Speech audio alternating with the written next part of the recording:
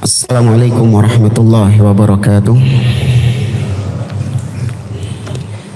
Innal hamdalillah nahmaduhu wa nasta'inuhu wa nastaghfiruh wa na'udzu billahi min shururi anfusina wa min sayyiati a'malina. Man yahdihillahu fala mudilla lahu wa man yudlil fala hadiya lahu. Wa ashhadu an la ilaha illallah wahdahu la syarika lahu wa ashhadu anna Muhammadan abduhu wa rasuluh.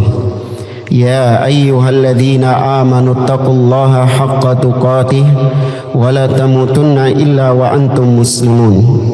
Ya ayyuhan nasu taqu rabbakumul ladzi khalaqakum min nafsin wahidah wa khalaqa minha zawjaha wa batha minhuma rijalan katsiran wa nisaa'a wattaqullaha alladzi tasaaluna bihi wal arham innallaha kana 'alaikum raqibah.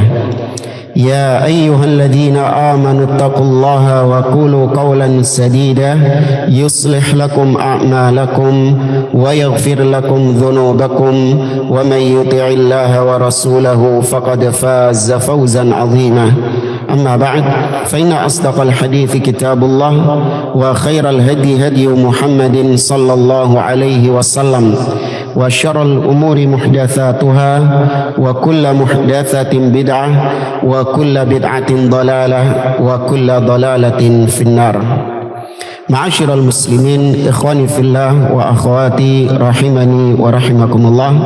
Alhamdulillah, segala puji bagi Allah Subhanahu wa taala yang mempertemukan kita kembali di majelis yang mulia ini dalam kajian kitab Masailul Jahiliyah yang ditulis oleh Al-Imam Muhammad bin Abdul Wahhab rahimahullahu taala dengan syarah atau penjelasan dari Syekh Al-Allamah Shalih bin Fauzan Al-Fauzan hafizahullahu taala. Pada pertemuan pagi hari ini kita sampai pada masalah yang ke-27, judulnya Ta'liful Kutubi Al-Batilati wa Nisbatuha ilallah. Di antara kebiasaan orang-orang jahiliyah, orang-orang kafir jahiliyah, mereka menulis kitab-kitab atau tulisan-tulisan yang batil. Setelah itu mereka menyandarkan tulisan mereka yang batil ini kepada Allah Subhanahu wa taala. Qala al-muallif rahimahullah, penulis berkata, al-mas'alatus sabi'atu wal ishrun, masalah yang ke-27, tasniful kutubil batilah wa nisbatuha ilallah. Kesesatan mereka, kebiasaan orang-orang jahiliyah, mereka menyusun kitab-kitab atau tulisan-tulisan yang berisi kebatilan-kebatilan, entah itu kesyirikan atau kekufuran atau itu kebid'ahan, kemaksiatan. Intinya mereka menuliskan tulisan-tulisan yang batil. Kemudian setelah itu mereka menyandarkan tulisan itu kepada Allah, bahwasanya ini dari Allah Subhanahu wa taala. Kaqaulihi, dalilnya firman Allah di dalam surah Al-Baqarah ayat 79. Allah taala berfirman, fawailul lilladzina yaktubunal kitaba biaydihim thumma yaquluna hadza min indillah liyashtaru bihi thamanan qalila fawailul lahum mimma katabat aydihim wa wailul lahum mimma yaksibun. Kata Allah, sungguh celaka orang-orang yang menulis kitab dengan tangan mereka sendiri, kemudian mereka mengatakan, oh ini dari Allah, ini tulisan ini dari sisi Allah Subhanahu wa taala, untuk mereka mendapatkan dunia dengan tulisan-tulisan tersebut, laris tulisan-tulisannya ini. Ya liyashtaru bihi thamanan qalila, mereka menjual kebenaran dengan harga yang murah. Maka fawailul, sungguh celaka mereka yang melakukan demikian, dan sungguh celaka apa yang mereka tulis dengan tangan-tangan mereka. Tapi itu kata muallif. Sekarang kita baca syarah atau penjelasan dari Syekh Shalih Al-Fauzan. Kata beliau, min afatil yahud, di antara penyakitnya orang-orang Yahudi, annahum yu'allifunal mu'allafat wa yaktubunaha bi aidihim. Orang-orang Yahudi mereka menulis tulisan-tulisan, yang membuat kitab-kitab dengan tangan mereka sendiri. Wa yudhamminunahal batil, dan di dalamnya itu mereka memuat banyak kebatilan-kebatilan, kesesatan-kesesatan. Wa yaqulun, tapi setelah selesai menulis mereka mengatakan hadza min indillah, ini dari Allah. Ya, ini saya mendapatkannya bukan hasil dari otak saya, bukan dari kerja keras saya, tapi ini adalah wahyu, seperti bimbingan ilham dari Allah. Ya. Liyahsulu ala mukafaatin minan nas, supaya mereka mendapatkan bayaran dari manusia, mendapatkan upah dari manusia, atau supaya kitab-kitabnya itu laris, buku-bukunya itu laris. Ya, mereka membubuhkan dalam bukunya itu bahwa buku ini dibimbing langsung oleh Allah. Oh, ya apa gak laris? Yang membimbing bukan dosen, bukan skripsi. Yang membimbing langsung adalah Allah. Saya dapat dari mimpi. Mana mimpi saya ini langsung dibimbing sama Allah. Seperti kata Ibnu Arabi. Ya, Ibnu Arabi dalam kitabnya Fususul Hikam, dia mengaku bahwa kitabnya ini adalah didikte sama Nabi SAW. Ya, dia menulis kitab itu ngakunya didikte oleh Nabi di dalam mimpi. Tangi-tangi langsung nulis kitab. Ya, bangun-bangun langsung nulis kitab, mengaku ini dibimbing oleh Nabi SAW. Dan tentu Nabi dari Allah. Ya, maka mereka mengikuti jejaknya orang-orang al-Yahud. Au yabi'u hadhil kutuba fil aswaqi wa tudirru alaihim amwalan. Kemudian mereka menjual kitab-kitab yang mereka ngakui ini dapatnya dari Allah ini, mereka jual di pasar-pasar sehingga mereka mendapatkan fulus yang banyak. Wa tasniful kutubid dhalah wa tarwijuha 'alan nasi hirfatul yahud. Maka dengan demikian menulis tulisan-tulisan yang batil, ya, menulis karya-karya yang isinya adalah kebid'ahan, kesesatan, kesyirikan, kemudian dia jual, dia viralkan itu kepada manusia. Ini adalah kebiasaannya orang-orang Yahudi yang sampai sekarang diikuti oleh ahli bid'ah. Ya, mereka nulis buku-buku yang berisi tentang kesesatan-kesesatan, atau mereka menulis di medsos mereka tentang kesesatan-kesesatan. Kemudian mereka viralkan kebatilan-kebatilan itu kepada manusia. Maka ini adalah kebiasaan orang-orang Yahudi. Wa man tashabbaha bihim min hadhil ummah. Maka umat ini meniru, sebagian orang di antara kaum muslimin meniru jejaknya orang-orang Yahudi ini. Wal wajibu 'alal 'alim hinama yaktubu syai'an minal 'ilm.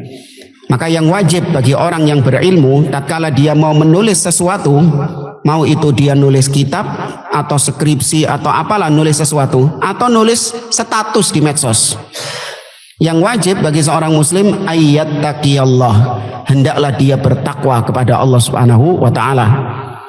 Wala yaktuba illa ma yuwafiqul kitab was sunnah. Jangan dia menulis sesuatu kecuali apa yang mencocoki kitabullah dan sunnah. Ya, maka orang yang nulis sesuatu di medsos, ya, terutama pegiat-pegiat medsos, harus bertakwa kepada Allah. Cross check kembali apakah tulisan saya ini benar-benar sesuai dengan qala Allah dan qala Rasul, atau justru tulisan saya ini bertentangan dengan qala Allah dan qala Rasul. Jangan hanya mengejar viralnya saja. Ya, orang-orang sekarang ini kan nggak penting ini sesuai dengan Al-Quran dan Sunnah, nggak penting. Yang penting apa dulu?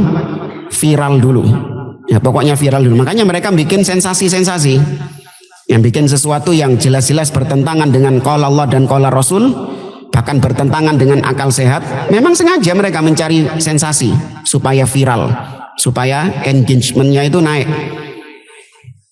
Li'annahu mas'ulun an kitabatihi. Kenapa kita harus bertakwa kepada Allah ketika mau menulis sesuatu? Karena kelak apa yang kita tulis akan kita pertanggungjawabkan di sisi Allah Subhanahu wa taala.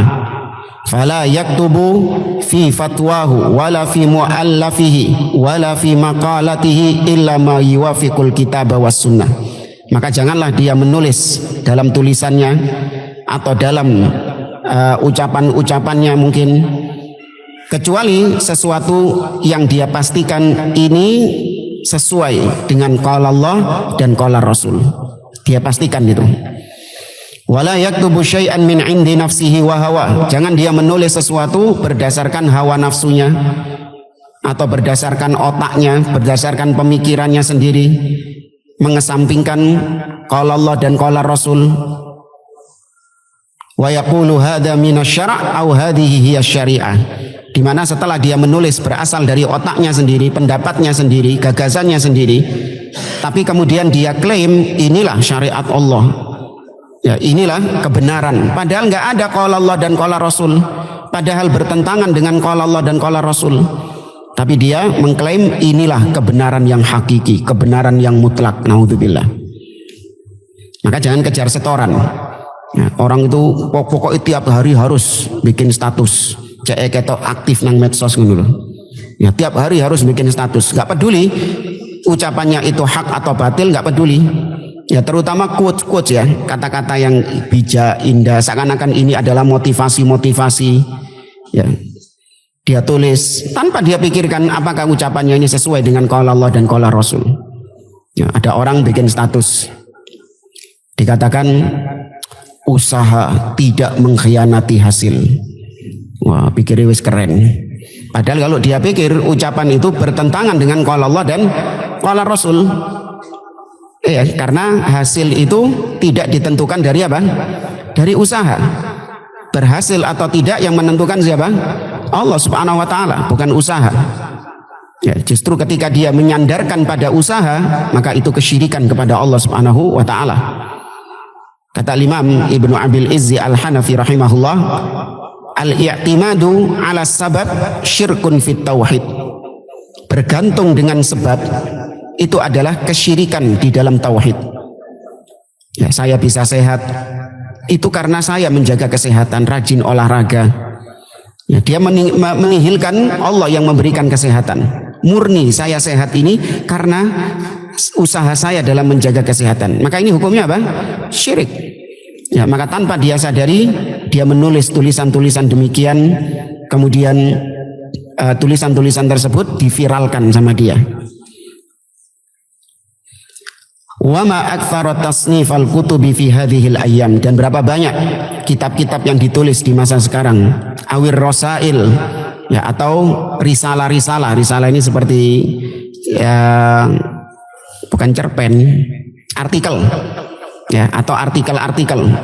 Awil fatawa dhalah al batilah, atau fatwa-fatwa yang batil, yang sesat, tapi mereka tulis itu bismil Islam, dengan atas nama Islam.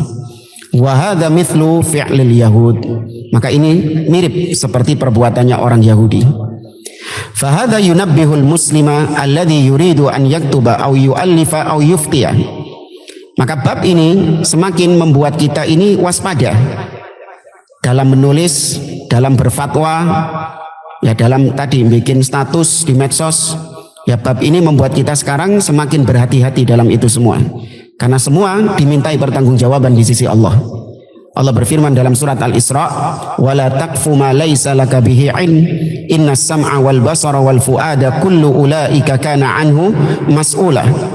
Dan janganlah engkau berucap apa-apa yang kau tidak memiliki ilmu tentangnya.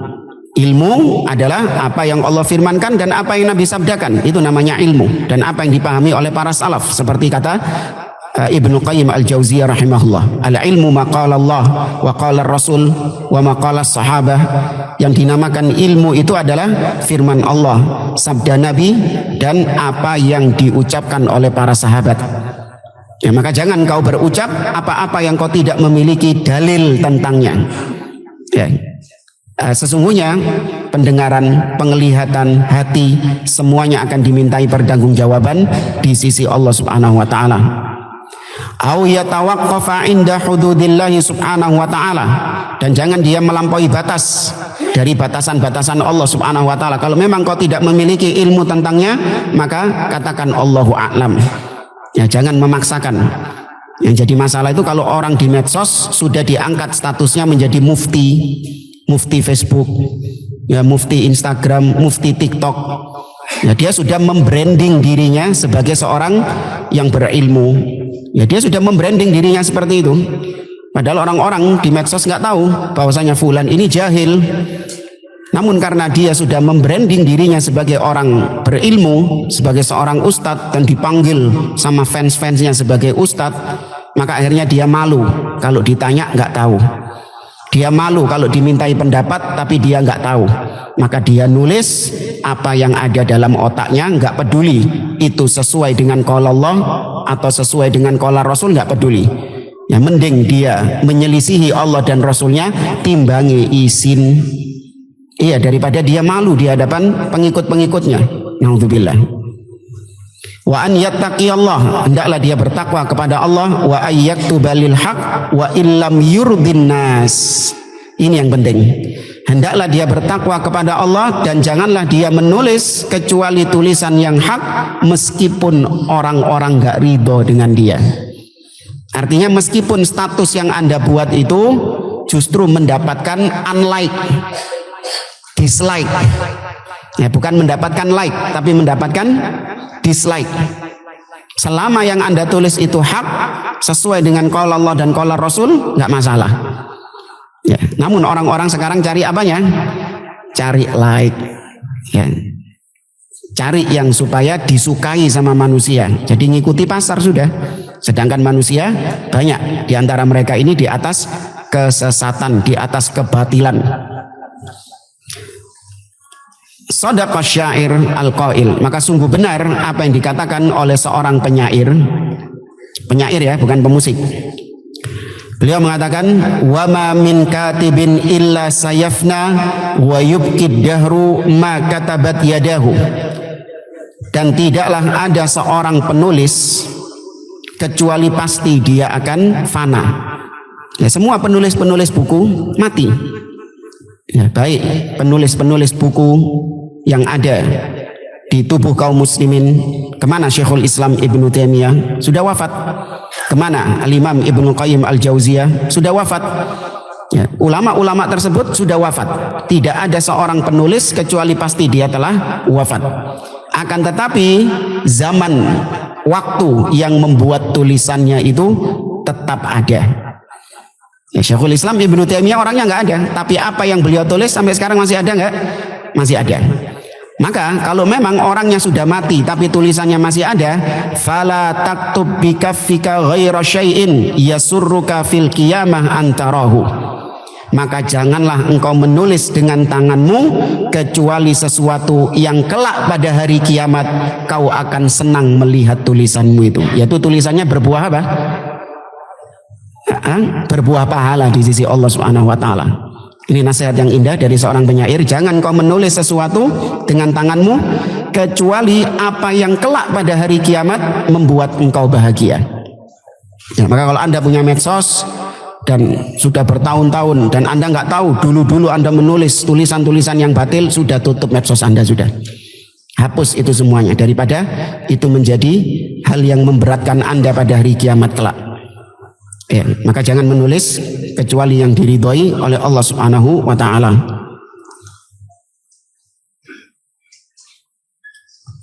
Baik, selesai dari masalah yang ke-27.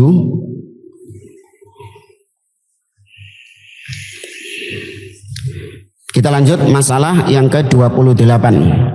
Judulnya rafdu ma inda ghairihim minal haqq. Menolak kebenaran dari selain golongannya. Ya, menolak kebenaran dari selain circle-nya, dari selain kelompoknya, organisasinya, partainya, yayasannya atau organisasinya. Pokoknya kalau kebenaran itu di luar itu, mereka nggak mau menerimanya. Mereka hanya mau menerima kebenaran yang ada dalam internal mereka. Namun di sini perlu kita tekankan, bukan berarti kemudian seorang muslim itu sembarangan dalam mencari kebenaran. Bedakan antara qabulul haq dengan talabul haq. Bedakan antara menerima kebenaran dengan mencari kebenaran. Kalau menerima kebenaran, kita terima kebenaran dari siapapun yang mengucapkan kebenaran itu. Hatta orang Yahudi yang mengucapkan kebenaran itu, hatta iblis sekalipun yang mengucapkan kebenaran, kalau itu memang sebuah nilai kebenaran, harus kita terima. Nggak boleh kita tolak hanya gara-gara yang mengucapkannya adalah orang-orang yang di luar kita. Paham maksudnya ya? Berbeda dengan tolabul haq, mencari kebenaran. Kalau mencari kebenaran, pastikan bahwasanya orang tersebut memang Anda ketahui seorang muslim di atas tauhid, di atas akidah sahihah, di atas manhaj yang benar. Itu kalau mau mencari kebenaran. Di antara dalil yang menunjukkan hal ini adalah kisah Abu Hurairah radhiyallahu taala anhu. Ketika beliau diperintahkan oleh Nabi untuk menjaga Baitul Mal. Kemudian beliau menangkap seorang pencuri, namun pencuri itu minta untuk dilepaskan. Dan ketika itu pencuri ini mengajarkan kepada Abu Hurairah sebuah amalan, idza awaita ila firashik faqra ayatal kursi. Wahai Abu Hurairah, kalau kau mau beranjak ke tempat tidurmu, maka bacalah ayat kursi. Fala yazalu 'alaika minallahi hafizun wala yaqrabuka syaitanun hatta tusbiha. Allah akan senantiasa menjagamu sepanjang malam dan syaitan tidak akan bisa mendekatimu sampai keesokan pagi. Abu Hurairah diajari ini. Jadi sebelum tidur baca ayat kursi. Abu Hurairah nggak langsung mengamalkan, namun beliau tanya kepada Nabi SAW. Maka kata Nabi, sodakoka, betul, dibenarkan sama Nabi. Itu yang ngajari kau ayat kursi itu, dia telah berucap dengan ucapan yang benar kepadamu. Wa huwa kadzub, meskipun dia itu adalah seorang pendusta. Dzaka syaiton, yang ketemu sama kau tadi malam itu adalah asyaiton. Ya, tapi Nabi membenarkan apa yang diucapkan oleh syaitan itu. Padahal kita tahu syaitan adalah pendusta. Syaitan itu kafir. Ya, namun ketika dia berucap ucapan yang benar, wajib untuk dibenarkan. Tapi lihat, apakah setelah itu Abu Hurairah ngajinya sama syaitan? Nah, apakah Abu Hurairah kemudian ngaji sama syaitan gara-gara setan pernah mengucapkan ucapan yang benar? Tidak. Maka dari sini kita tahu tidak ada ahlul batil kecuali pasti mereka punya nilai kebenaran yang ada pada mereka. Enggak mungkin ahlul batil itu 100% batil kabeh. Enggak mungkin. Mau dia dari kalangan kafir, Nasara, Yahudi, musyrik, pasti ada nilai setitik, minimal setitik nilai kebenaran yang ada pada mereka pasti ada. Ahlul bid'ah pun juga demikian. Mereka punya nilai kebenaran. Nah, karena nilai kebenaran itulah banyak orang-orang yang tertipu. Banyak orang-orang yang terlena. Seandainya ahlul batil itu 100% batil kabeh gak payu. Gak laku kalau 100% batil semua. Maka mereka punya nilai-nilai kebenaran itu. Nah, nilai-nilai kebenaran ini gak boleh kita dustakan. Gak boleh kita tolak. Harus kita benarkan juga. Yang kita tolak adalah apanya? Kebatilannya. Ya. Namun bukan berarti kita akhirnya mencari kebenaran pada ahlul batil ini gara-gara mereka punya nilai kebenaran. Paham ya inti dari bab ini ya? Maka termasuk di antara kebiasaan orang jahiliyah, mereka menolak kebenaran kalau kebenaran itu datang dari orang yang di luar mereka. Adapun kita tidak. Kita menerima kebenaran. Mau syiar rafidah, kalau dia mengucapkan kebenaran, ya kita terima atau tidak? Kita terima, meskipun kita barok, berlepas diri, benci dengan kaum syiar rafidah. Qala al-mu'allif rahimahullah, penulis berkata, al-mas'alatu tsaminatu wal ishrun, masalah yang ke-28, annahum la yaqbaluna minal haqqi illa alladhi ma'a ta'ifatihim. Orang-orang jahiliyah kebiasaan mereka tidak mau menerima kebenaran kecuali kalau kebenaran itu bersama kelompok mereka.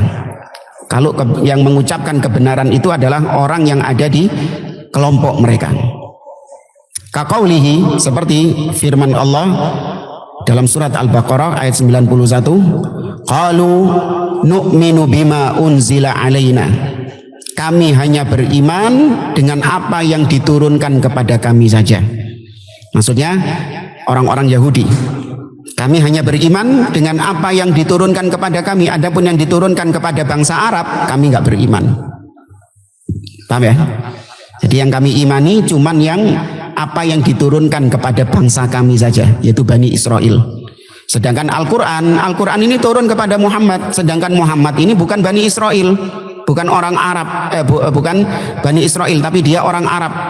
Maka dia itu di luar kelompok kita. Ya, maka Al-Quran ini tidak kita terima karena turunnya bukan kepada kelompok kita. Ngerti sisi pendalilannya Yahudi? Ya.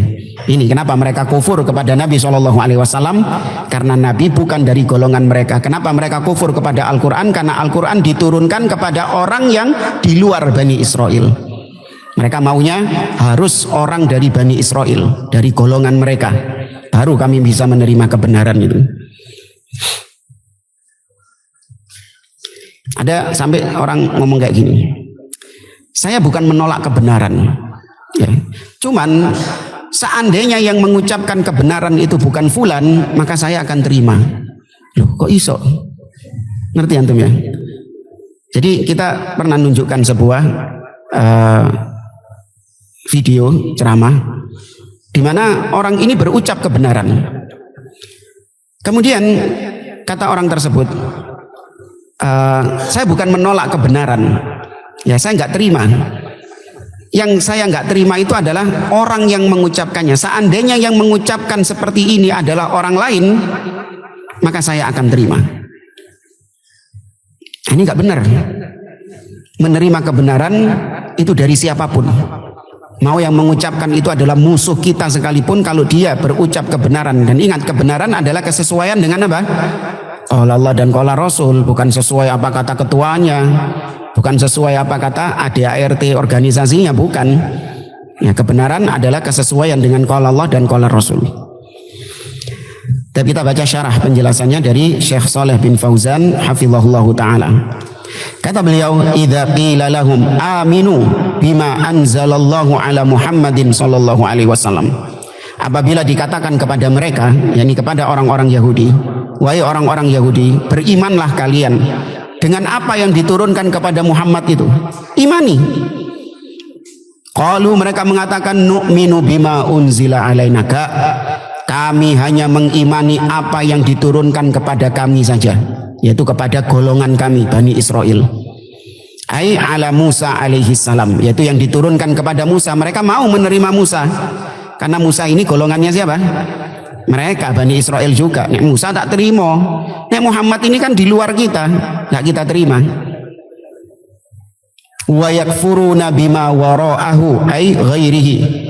Sedangkan yang turun kepada selain golongannya, maka mereka mengkufurinya, tidak beriman kepadanya.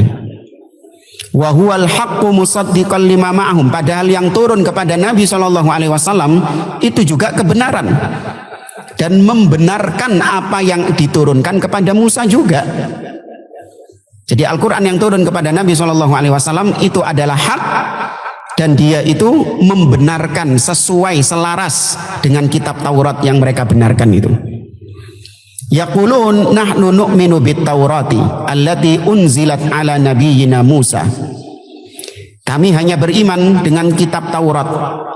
Kenapa? Karena Taurat ini diturunkan kepada orang dari golongan kami, yaitu Musa. Wa yakfuruna bima wara'ahu, dan kami kufur terhadap selain itu. Wa huwal Injil alladzi unzila ala Isa wal Quran alladzi unzila ala Muhammad. Dan anehnya mereka juga kufur terhadap Injil, padahal Injil juga turun kepada Bani Israel juga, yaitu Nabi Isa alaihi salam. Mereka kufuri juga. Oh, berarti penyakit mereka itu bukan kami hanya menerima yang dari golongan kami, yang di golongan kami saja. Ndak, Nabi Isa golonganmu gak mau terima kok. Kan gitu. Berarti ada alasan lain. Berarti tolak ukurnya itu bukan turun kepada golongan kita atau di luar golongan kita, bukan. Itu mek kedok-edok itu. Ya. Jadi tolak ukur mereka apa berarti? Hawa nafsu, hawa nafsu. Wong Nabi Isa ini dari Bani Israel juga mereka tolak kok. Apalagi Nabi Muhammad SAW yang bukan Bani Israel, lebih mereka tolak lagi. Maka mereka menolak Injil yang turun kepada Isa, sekaligus otomatis mereka menolak Al-Quran yang turun kepada Nabi SAW. Wa huwal haqqu musaddiqan lima ma'ahum. Padahal yang turun kepada Nabi Isa, turun kepada Nabi Muhammad SAW itu sama dengan yang Taurat. Sama, diturunkan dari Allah Subhanahu wa taala, sama-sama berisi hak, berisi kebenaran. dan membenarkan apa yang ada di dalam kitab Taurat itu. Al-Injil wal Qur'anu musaddiqani lima fit Taurah. Injil dan Al-Qur'an itu membenarkan apa yang ada di dalam kitab Taurat itu. Bukan mendustakan tapi membenarkan.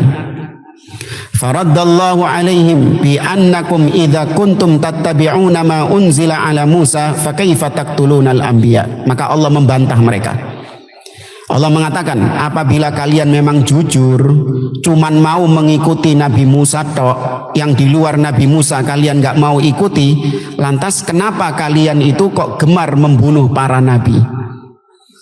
Hal unzila ala Musa qatlul anbiya. Apakah ada dalam ajarannya Nabi Musa mateni para nabi?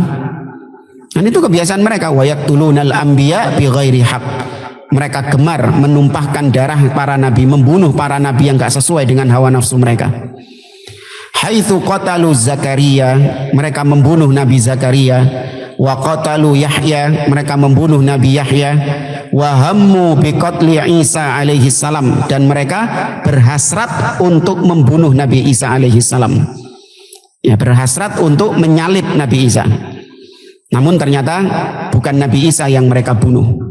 Allah mengatakan dalam surah An-Nisa, wa ma qataluhu wa ma salabuhu walakin syubbiha lahum. Kaum Yahudi tidak membunuh Nabi Isa, tidak pula menyalib Nabi Isa. Akan tetapi seseorang yang diserupakan dengan Nabi Isa itulah yang dibunuh oleh mereka. Farafa'ahullahu ilaihi wa asamahu minhum. Allah angkat Nabi Isa menuju kepadanya dan Allah menjaga Nabi Isa dari makar-makar mereka. Wa hammu biqatli Muhammadin sallallahu alaihi wasallam. Mereka juga berhasrat ingin membunuh Nabi Muhammad sallallahu alaihi wasallam. Ya, Nabi pernah mau ditimpuk batu yang mau mereka lemparkan dari atap rumah. Demikian juga Nabi diracun. Ya, pokoknya mereka juga berhasrat membunuh Nabi Muhammad SAW. Fahum muhimmatuhum qatlul anbiya. Maka mereka ini prioritas utama mereka adalah bagaimana caranya membunuh para nabi utusan Allah. Kama qala ta'ala, sebagaimana yang Allah firmankan dalam surah Al-Baqarah ayat 87, afa kullama ja'akum rasulun bima la tahwa anfusukum istakbartum fariqan kadzabatum wa fariqan taqtulun. Apakah ketika datang seorang nabi yang enggak sesuai dengan hawa nafsu kalian, lantas kemudian kalian sombong, enggan menerima kebenaran dari nabi tersebut karena enggak sesuai dengan hawa nafsu kalian? Sebagian kelompok di antara kalian mendustakannya dan sebagian kelompok di antara kalian membunuhnya. Kayak Nabi Isa misalnya. Nabi Isa itu betul dari Bani Israel, tapi kenapa nggak diterima sama mereka? Karena Nabi Isa nggak sesuai dengan hawa nafsu mereka. Mereka ingin Nabi Isa ini itu menggulingkan Fir'aun, menggulingkan Romawi. Sehingga Bani Israel kembali kepada kejayaannya seperti zaman Nabi Daud dan Nabi Sulaiman. Tapi justru Nabi Isa diutus bukannya malah ngejak mereka perang, ngejak mereka kudeta, malah fokusnya dakwah apa Nabi Isa? Tauhid. Malah fokusnya dakwah tauhid. Ya, tidak memerangi orang-orang Romawi, tidak mengembalikan kejayaan Bani Israel. Gak senang mereka. Ya, gak cocok. Ba'dur rusuli kadzabuhum wa ba'dur rusuli qataluhum. Sebagian rasul mereka dustakan, sebagian rasul mereka bunuh. Limadha? Kenapa mereka melakukan itu? Li'annahum ja'uhum bima la tahwa anfusuhum. Karena mereka, para nabi dan rasul ini datang kepada Bani Israel dengan agenda, dengan misi yang bertolak belakang dengan hawa nafsu mereka. Fakaifa yaqulun nu'minu bima unzila alaina. Lah kok bisa setelah itu mereka mengatakan kami hanya beriman dengan apa yang diturunkan kepada Bani Israel saja. Nabi Isa Bani Israel, ya, Nabi Musa Bani Israel, dan gak ada ajarannya Nabi Musa mateni Nabi. Ya, gak ada. Wa aina hadza minal iman billadzi unzila alaihi. Mana itu gembar-gembor cuman mengimani apa yang ada dalam Taurat? Mana itu gembar-gembornya itu? Ternyata omong kosong. Wa aidan mimma unzila alaihim fit Taurati na'tu Muhammadin sallallahu alaihi wasallam wa bayanu risalatihi wa sifatihi alaihi salatu wasallam. Dan juga termasuk di antara yang ada di dalam kitab Taurat yang turun kepada mereka, yaitu tentang penyebutan tentang sifatnya Rasulullah sallallahu alaihi wasallam. Itu ada dalam Taurat mereka. Seperti yang Allah sebutkan dalam surat Al-A'raf, alladzina yattabi'una ar-rasulan nabiyyal ummiyal ladzi yajidunahu maktuban 'indahum fit Taurati wal Injil. Yaitu mereka yang mengikuti seorang nabi yang ummi yang mereka dapati namanya termaktub di dalam Taurat dan Injil. Jadi nabi telah disebutkan dalam, jangankan nabi, para sahabat disebutkan dalam kitab-kitab Taurat dan Injil. Seperti dalam akhir surat Al-Fath, Muhammadun Rasulullah walladzina ma'ahu asyidda'u 'alal kuffari ruhama'u bainahum tarahum ruk'an sujjadan yabtaghuna fadlan minallahi wa ridwana simahum fi wujuhihim min atharis sujud dzalika mathaluhum fit Taurah wa mathaluhum fil Injil. Itulah perumpamaan mereka di dalam Taurat dan perumpamaan mereka di dalam Injil. Sahabat, apalagi nabinya sallallahu alaihi wasallam. Ini yang membuat orang-orang Yahudi mengenali Nabi, ya'rifunahu kama ya'rifuna abna'ahum. Mereka mengenali Nabi SAW sebagaimana mereka mengenali anak-anak mereka. Karena apa? Ciri-cirinya Nabi ini plek ketiplek dengan apa yang disebutkan di dalam Taurat, penyebutan sifat-sifatnya itu. Dan di dalam Taurat juga disebutkan tentang risalah Nabi Muhammad SAW. Maka pertanyaannya, falimadza lam yu'minu bi Muhammadin sallallahu alaihi wasallam? Maka kenapa mereka kok enggak beriman dengan Nabi Muhammad sallallahu alaihi wasallam? Kan klaimnya tadi, ngakunya kami hanya beriman dengan apa yang diturunkan kepada kami saja. Loh, di Tauratmu itu ono penyebutan Nabi Muhammad sallallahu alaihi wasallam. Opo kalian enggak beriman juga? Gitu. Innal imana bi Muhammadin sallallahu alaihi wasallam huwa imanun bima unzila alaihim wa qad kafaru bihi. Mengimani Nabi itu adalah konsekuensi dari pengakuan mereka yang mencukupkan Taurat saja. Tauratmu itu ono loh Nabi. Ya.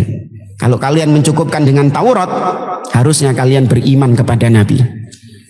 Waqad kafaru bih, namun ternyata mereka kufur kepada Nabi SAW. Wahum yaqulun, lagi-lagi mereka mengklaim nu'minu bima unzila alaina. Kami enggak beriman kepada Muhammad karena kami cuma beriman dengan apa yang Allah turunkan kepada kami saja, kepada Bani Israel saja.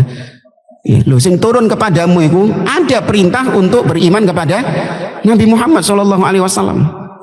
Ini namanya tanakut. Apa tanakut? Kontradiksi alias mencela-menceli. Ya, enggak konsisten.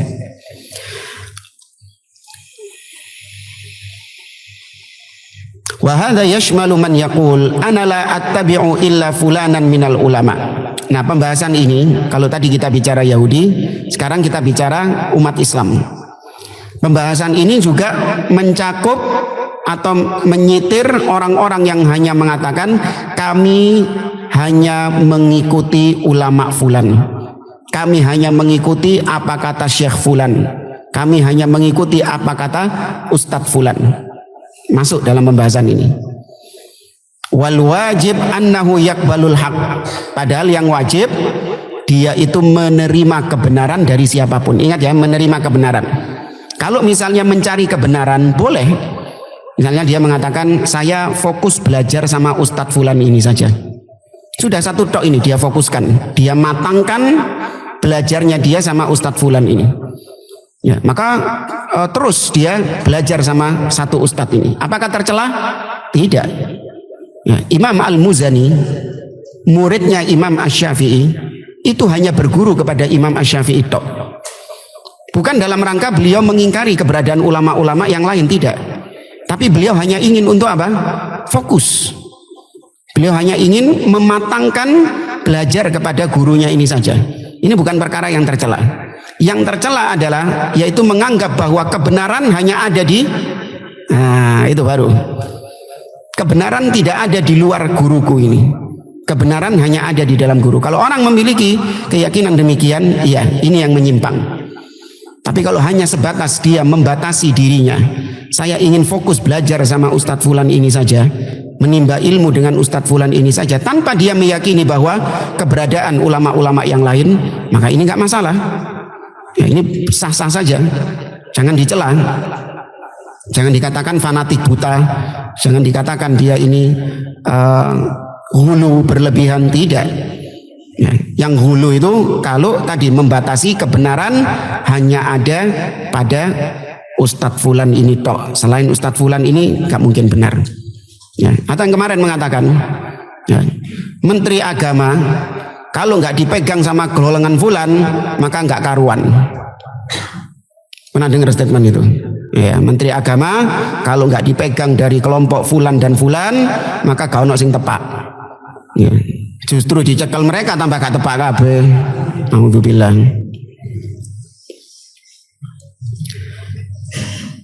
Kemudian kata beliau, wala yata'assabu li imamihi, dan dia tidak boleh ta'assub, fanatik buta terhadap ketuanya, auli mudarrisihi, atau kepada gurunya, auli syaikhihi, atau kepada syekhnya. Ya, nggak boleh. Kalau ta'assub itu nggak boleh. Mithlu masyayikh turuki yata'assabu lahum al-muriduna wal atba'. Seperti misalnya guru-guru tarekat. Ya, guru-guru tarekat itu pengikut-pengikutnya itu fanatik nggak kepada gurunya? Fanatik. Mereka nggak mau menerima yang di luar tarekatnya. Ya, hanya mursyid istilahnya, hanya mursyidnya ini yang di atas kebenaran. Wala yaqbaluna al-haqqa illa ma qala haula. Mereka tidak mau menerima kebenaran kecuali kalau kebenaran ini diucapkan oleh mereka sendiri, golongan mereka sendiri. Wa hadza amrun batil. Ini adalah perkara yang batil. Li'annahu la yajibu ittiba'u muayyanin minal khalqi illa Rasulillah sallallahu alaihi wasallam. Karena tidak ada manusia yang diikuti secara mutlak. Artinya diikuti secara mutlak ini adalah semua ucapannya itu pasti benar. Tidak ada orang yang punya sifat seperti ini kecuali satu saja. Siapa? Rasulullah sallallahu alaihi wasallam. Wa man qala innahu yajibu ittiba'u muayyanin ghaira rasuli fa innahu murtad. Barang siapa yang mengatakan wajib untuk mengikuti orang tertentu selain Rasul, wajib mengikuti fulan dan fulan selain Rasul, maka orang seperti ini jatuh dalam kemurtadan. Yustatab, wajib bagi pemimpin untuk dimintai tobat. Fa in taba wa illa qutil. Kalau dia mau bertobat maka diampuni. Kalau dia tetap tidak bertobat maka hak pemimpin untuk mengeksekusi orang ini. Kama qarrara dzalika Syekhul Islam Ibnu Taimiyah, sebagaimana yang dikatakan oleh Syekhul Islam Ibnu Taimiyah. Li'annahu ja'ala fulanan musawiyan lirrasul sallallahu alaihi wasallam. Kenapa kok murtad? Ada yang tahu? Jadi misalnya saya mengatakan, Bapak Ibu sekalian, wajib bagi antum untuk mengikuti Syekh Fulan ini. Harus membenarkan semua yang diucapkan oleh Ustadz Fulan ini. Jangan meninggalkan sedikit pun dari ajarannya. Kenapa ini dikatakan ucapan yang murtad? Dari sisi mana?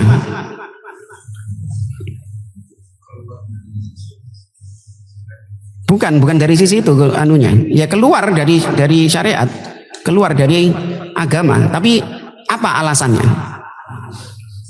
Ya Bang? Iya, karena dia mensejajarkan syekh ini dengan Rasul sallallahu alaihi wasallam dalam hal ittiba, dalam hal mengikuti. Diikuti secara mutlak ya.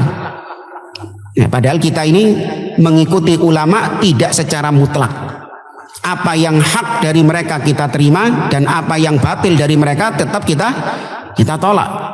Ya, tapi kalau Nabi apakah kita pertimbangkan gitu? Enggak, kalau Nabi nggak pakai dipertimbangkan. Saya pertimbangkan dulu hadis Nabi ini. Kalau betul saya terima, kalau nggak betul saya nggak terima. Ya apa sih? Nggak iso.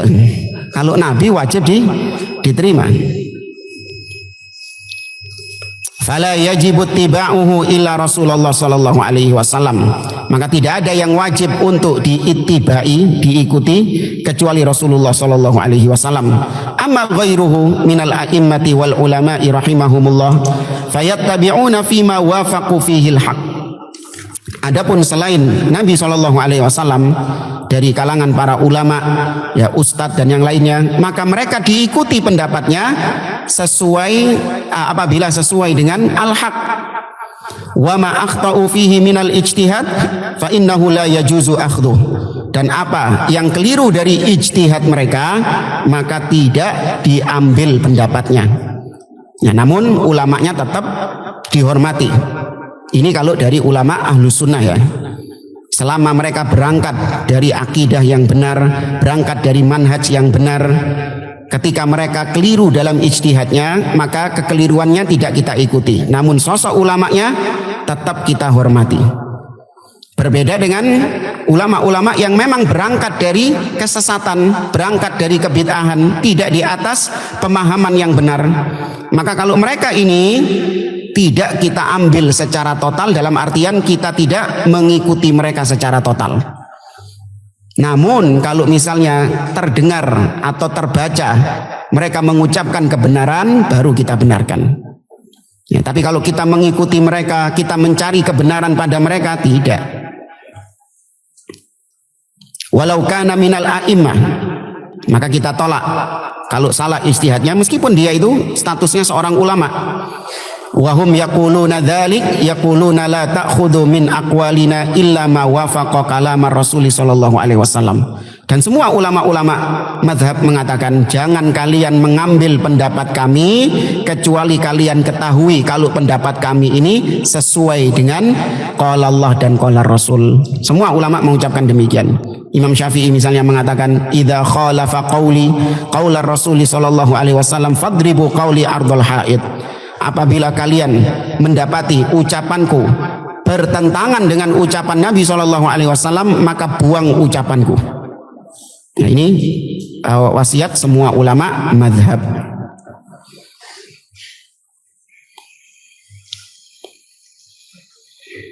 Dan kemudian masalah yang ke-29. Masalah yang ke-29 ini hampir mirip dengan masalah yang ke-28.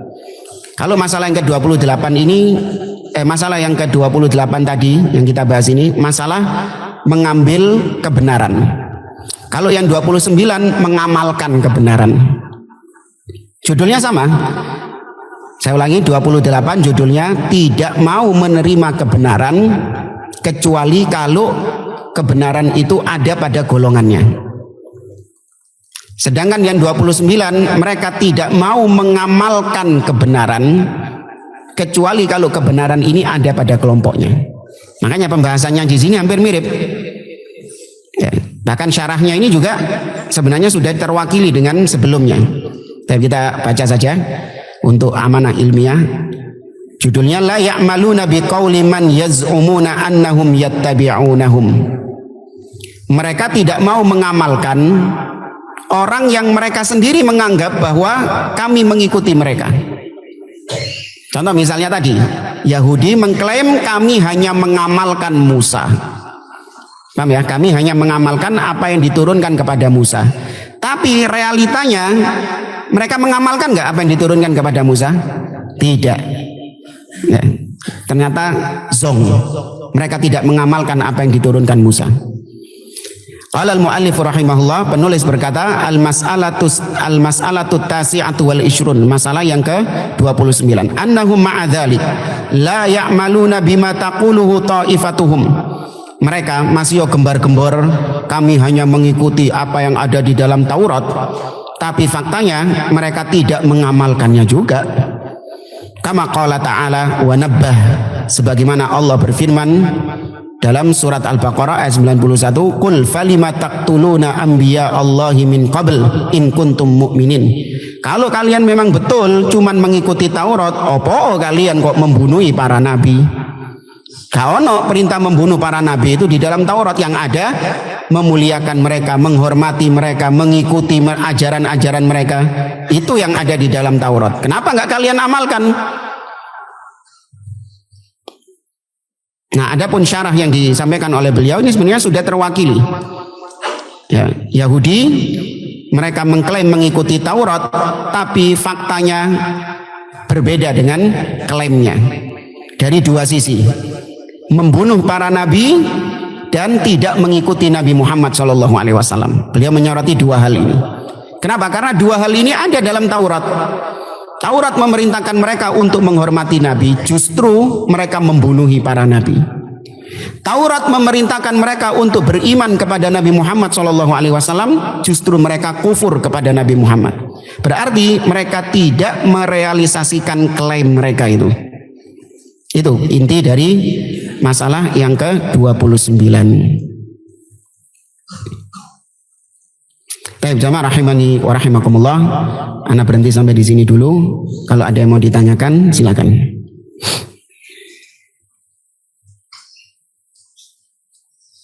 Ya.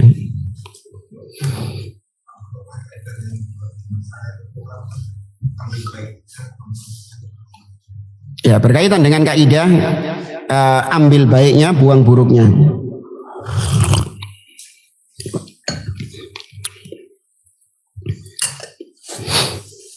Kalau kita memiliki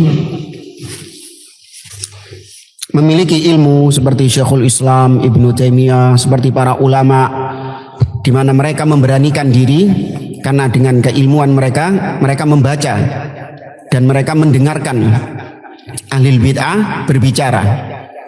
Untuk apa? Dalam rangka untuk membantah. Jadi mereka membaca buku-bukunya ahlul bid'ah, atau kalau zaman sekarang mungkin para ulama melihat, menonton ceramah-ceramahnya ahlul bid'ah, bukan dalam rangka mengorek-ngorek kesalahan, tapi dalam rangka untuk supaya bantahan mereka itu pas. Karena bisa jadi orang membantah itu dia gagal paham dengan maksud daripada yang dibantah. Nah, supaya nggak gagal paham, maka dia benar-benar cermati. Nah, kalau kita memiliki kapasitas seperti itu, iya, ini bisa kita filter karena kita sudah memiliki filter ilmu. Kita ambil baiknya dan kita buang buruknya. Kalau memang itu nilai kebenaran yang diucapkan sama ahlul bid'ah itu, maka ya diambil. Tapi kalau itu adalah nilai kebatilan, maka dibuang. Namun kenyataannya sekarang kita tidak memiliki filter tersebut. Nah, kita tidak memiliki kapasitas ilmu yang cukup ya untuk mengambil baiknya dan buang buruknya. Maka kewajiban kita dalam rangka menuntut ilmu harus kita pastikan bahwasanya orang tersebut Anda ketahui di atas akidah yang lurus, tidak memiliki penyimpangan-penyimpangan dalam masalah akidah dan manhaj. Nah, baru kemudian ketika Anda mendapati ada kekeliruan, ada kesalahan yang Anda ketahui itu adalah sebuah kesalahan, maka jangan diikuti. Ya. Tapi kalau sejak awal Anda tahu bahwasanya fulan ini adalah ahlul bid'ah, fulan ini di atas kesesatan, tapi tetap antum duduk di majelisnya, tetap nonton YouTube-nya dengan alasan ambil baiknya, buang buruknya. Ya apa cara bedakno? Justru malah ambil semua, karena semuanya dipandang apa sama dia? Baik. Semuanya dipandang baik. Ini kita pernah punya pengalaman ya. Kita pernah beli kitab, buku yang diterbitkan sama salah satu organisasi ahlul bid'ah di negeri kita, Syiah menurut Syiah. Ya. Dijual di toko buku konvensional. Ya, Syiah menurut Syiah. Antum jangan beli juga loh. Iya. Jadi itu buku ditulis oleh mereka untuk menjawab, ya kata mereka, syubhat, tuduhan-tuduhan yang selama ini dilontarkan kepada Syiah. Syiah mengkafirkan sahabat, ya Syiah mengatakan Allah itu 12 imam, tentang 12 imam Allah itu punya sifat bada, ya, dan seterusnya dari isu-isu yang sering dilontarkan kepada Syiah. Ya. Saya tahu bahwasanya ini sesat. Tidak ada yang meragukan kesesatan Syiah. Maka kemudian saya mencoba untuk membaca. Ya, ternyata ketika saya baca waktu pembahasan tentang para sahabat, baru saya baca beberapa halaman saja sudah langsung saya tutup. Kenapa demikian? Karena saya sudah menganggap iya benar juga ya. Ngerti maksudnya? Gara-gara apa? Ketika saya membaca tentang sahabat, mereka mengakui bahwa tidak semua sahabat itu baik. Ya, tidak semua sahabat itu baik. Sahabat itu juga ada yang buruk. Kalau kita selama ini belajar, sahabat itu semuanya apa? Udul, semuanya baik. dipuji sama Allah Subhanahu wa taala. Ternyata ini dia mengatakan tidak semua namanya sahabat Nabi itu jelek. Apa dalilnya? Di antara dalilnya kata dia, Nabi menyebut Abdullah bin Ubay bin Salul sebagai sahabatnya. Tahu Abdullah bin Ubay bin Salul siapa? Gembong munafik. Ketika Umar ibnu Khattab mau membunuh Abdullah bin Ubay bin Salul, maka tidak boleh sama Nabi. La, jangan dibunuh. Kenapa? Hatta la yuqal anna Muhammadan qatala ashabi.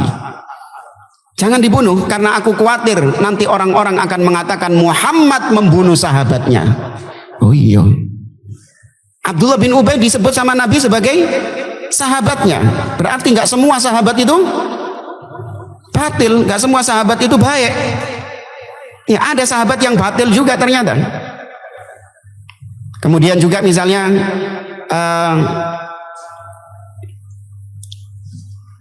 di dalam Al-Quran Allah mengatakan wa ma sahibukum bimajnun. Ya, wa ma sahibukum bimajnun. Ini arah pembicaraannya kepada orang Quraisy, musyrikin Quraisy, Abu Jahal CS. Allah mengatakan, wahai orang-orang Quraisy, Abu Jahal CS, sahabat kalian ini bukanlah orang yang gila. Allah menyebut Nabi sebagai sahabatnya orang Quraisy, sahabatnya Abu Jahal. Sedangkan Abu Jahal terpuji atau tercela? Tercela. Tuh, makanya tidak semua sahabat terpuji. Ada sahabat-sahabat yang tercela juga. Maka ketika itu langsung tak tutup sama saya. Mumpung dorong ini. Ya kan? Mumpung dorong ini. Nah, kalau orang-orang membaca demikian dengan alasan ngambil baiknya, buang buruknya, yang buruk akan dianggap apa sama dia? Baik. Iya, tepak ya tibakno ya. Ternyata selama ini saya yang salah. Cek, tadi ada syubhat itu, antum belum jawab. Apa jawabannya tadi? Berarti betul itu. Tidak semua sahabat baik itu. Dalil loh, antum ngelawan dalil. Iya, tidak beriman, makanya berarti salah. Kami nggak salah dong mengkafirkan sahabat, kata mereka gitu. Kalian ini sering menuduh Syiah sesat karena mengkafirkan sahabat. Loh, Allah sendiri, Nabi sendiri menyebut orang kafir dengan sahabatnya. Nah, maka perlu dirinci terminologi sahabat. Ya, sahabat itu ada 3 definisinya. Secara apa dulu? Sahabat secara syar'i, sahabat secara lughawi, secara bahasa, atau sahabat secara urf, secara kebiasaan.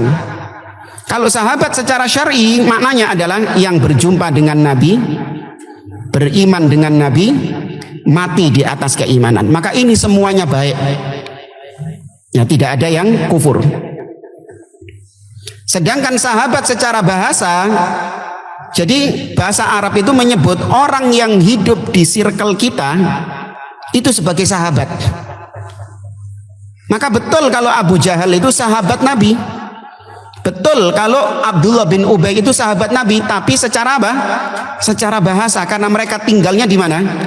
Di dekat Nabi SAW. Tuh, ini baru tahu setelah kita tanya kepada ulama, tanya kepada orang yang berilmu. Kebetulan kita memang punya akses ke situ. Coba kalau nggak punya akses, ya sudah terombang-ambing di atas kesesatan. Ya, maka jangan menerapkan kaidah ambil baiknya, buang buruknya. Yang pasti-pasti saja. Kalau Anda tahu, kalau mungkin Anda nggak tahu ya wajar. Tapi kalau Anda tahu fulan ini adalah ahli bid'ah, fulan ini orang yang menyimpang, punya pemikiran Khawarij, punya pemikiran Syiah, punya pemikiran Mu'tazilah, Jahmiyah. Nah, kalau Anda tahu orang ini punya penyimpangan seperti ini, tinggalkan sudah. Nah, nggak usah sok-sokan ambil baiknya, buang buruknya. Ya. Nah, ucapan ini diviralkan juga sama dai pemusik gitu. Iya, ambil baiknya, buang buruknya. Ambil dari semuanya, kata dia. Naudzubillah. Tab yang lain? Ya. Apanya itu?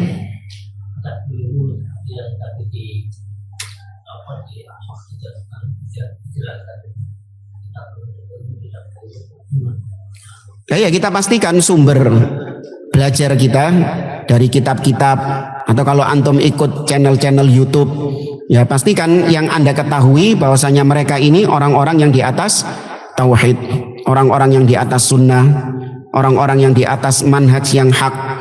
Dan itu bisa Anda deteksi kalau Anda sudah memahami usul, prinsip-prinsip dasar akidah ahli sunnah. Ya, makanya pentingnya kita ini memperdalam di awal kali kita belajar agama ini, kita memperdalam perkara prinsip. Karena perkara prinsip inilah yang kelak akan membedakan mana yang ahlus sunnah, mana yang ahlul bid'ah. Jangan cuma dilihat dari tampangnya tok loh ya. Anda lihat, oh ini ada, lihat di YouTube scroll-scroll, oh ada ustadz jenggoten deh. Oh iya ki salafi ki berarti ki. Dilihat cuman modal apa? Jenggot. Enggak. Ya perhatikan kemana arah omongannya. Ternyata waktu ceramah mengatakan ini sekarang ini pemerintah zalim. Ya, sekarang ini penguasa ini adalah penguasa yang semacam-macam itu. Masih jenggotnya doa sampai nyentuh lantai. Ngomongnya kayak gitu, ini menyelisih usul. Ya, menyelisih prinsip akidah ahli sunnah, yaitu tentang masalah penguasa, tentang masalah pemimpin. Ya. Anda lihat, ini ada lagi jenggotan lain lagi. Ya, terus gimana? Iya, dia waktu ceramah itu dia mengatakan qala Sayyid Qutb rahimahullah wis iki. Ya. Sudah. Jadi antum harus punya sensor gitu loh. Ya, nah sensor ini cara ngelatihnya adalah dengan antum belajar akidah, belajar usul akidah dan manhaj. Nanti antum punya sensor, bisa murup sensor antum ini. Kalau dia mengucapkan ucapan-ucapan yang menyelisihi akidah, antum tahu arah pembicaraan. Ini bau-bau khawarij ini. Oh ini bau-bau syiah rafidhah. Ya, bahkan anak pernah lihat ada seorang dai, anak nggak kenal siapa, ya tahu-tahu kepencet, kebuka, kemudian dia mengatakan Imam Ali mengatakan, wah siki. Tahu ya? Baru ngomong satu itu. Ya. Imam Ali mengatakan, ya sudah, ini bukan kebiasaan ahlu sunnah. Bau-bau apa itu? Rafidhah. Baru satu kata sudah murup sensornya. Tapi kalau antum nggak punya sensor, apa terus Imam Ali? Ali kan memang imam, ono ae. Ya. Makanya kita tekankan kepada para tulab, kepada para jamaah untuk terus memperdalam akidah, usul, ya prinsip-prinsip dasar akidah ahli sunnah. Karena itulah yang menjadi jurang pemisah antara hak dan batil. Kalau masalah-masalah akhlak, masalah muamalah, masalah rumah tangga, itu bukan tolak ukur, bukan hal yang membedakan ahli sunnah dan ahli bid'ah. Ya, emang konsep rumah tangganya ahli sunnah beda sama ahli bid'ah. Ahlu sunnah suami yang menafkahi, kalau ahli bid'ah istri yang menafkahi. Kan enggak sama kan? Ya kan 11-12 enggak? 11-12. Ya, tapi itu kalau tentang bagaimana menyikapi pemimpin, tentang al-wala wal bara, Al-Qur'an kalamullah atau makhluk, tentang bagaimana menyikapi takdir, nah ini baru kelihatan. Nah di situ baru kelihatan corak seseorang itu bagaimana, kelihatan di situ. Ya, nah wallahu a'lam. Karena kira ini yang bisa kita sampaikan, kurang lebihnya mohon maaf. Kita akhiri, subhanakallahumma wa bihamdik, asyhadu an la ilaha illa anta astaghfiruka wa atubu ilaik. Wassalamualaikum warahmatullahi wabarakatuh.